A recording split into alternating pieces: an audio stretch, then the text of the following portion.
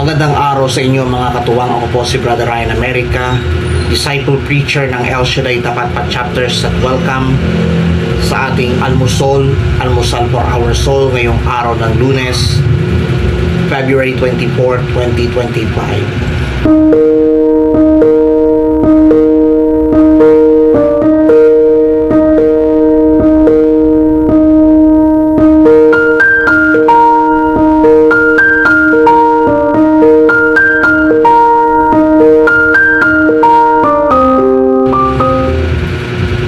Balita ay Mark 9:14 to 29.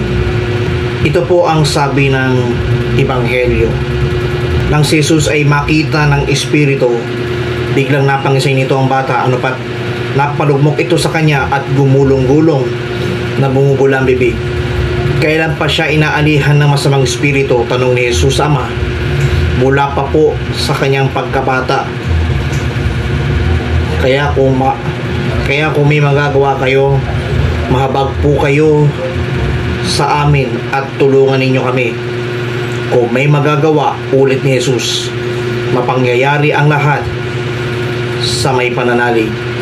Kaagad sumagot ng malakas ang ama ng bata, nananalig po ako, tulungan niyo ako, bagamat ako'y nagkulang. Mantakin mo sa bibig pa lang ng tatay niya. Buong lakas niyang sinabi sa Panginoong Hesus, nananalig po ako, tulungan niyo po ako, bagamat ako'y nagkulang.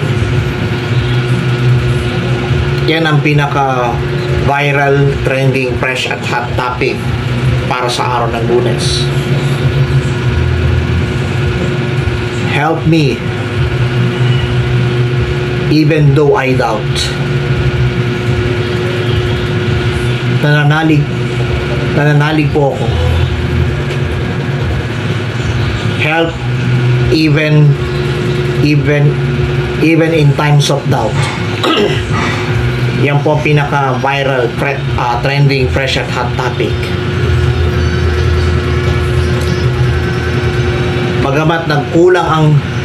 Bagamat may pagkukulang ang ama ng bata, buo pa rin ang pananampalataya niya sa Panginoon at buong pananalig na tutulungan siya ng Panginoon.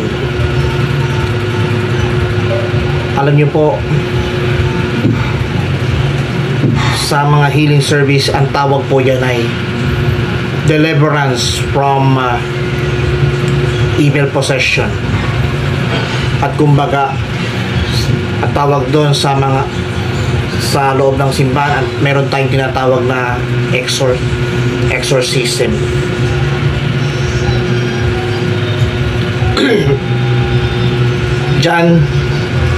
Diyan pumapasok ang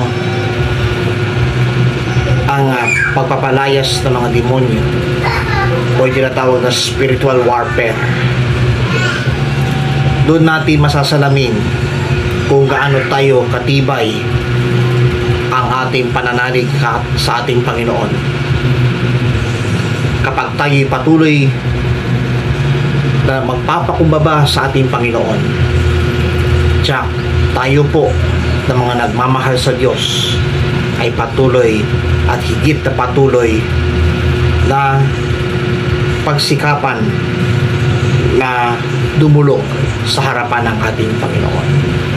At harinawa mga katuwang, sa pamamagitan ng ating pagsasabuhay ng mabuting balita, mararanasan natin ang tunay na pananampalataya sa ating Panginoon. Kung nagustuhan niyo po ang video na ito, tapagpala, pass to everybody. Punuin po natin ang mabuting balita sa social media.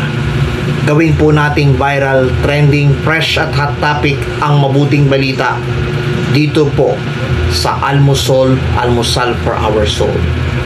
Magandang araw po ang bati ko po sa inyo lahat.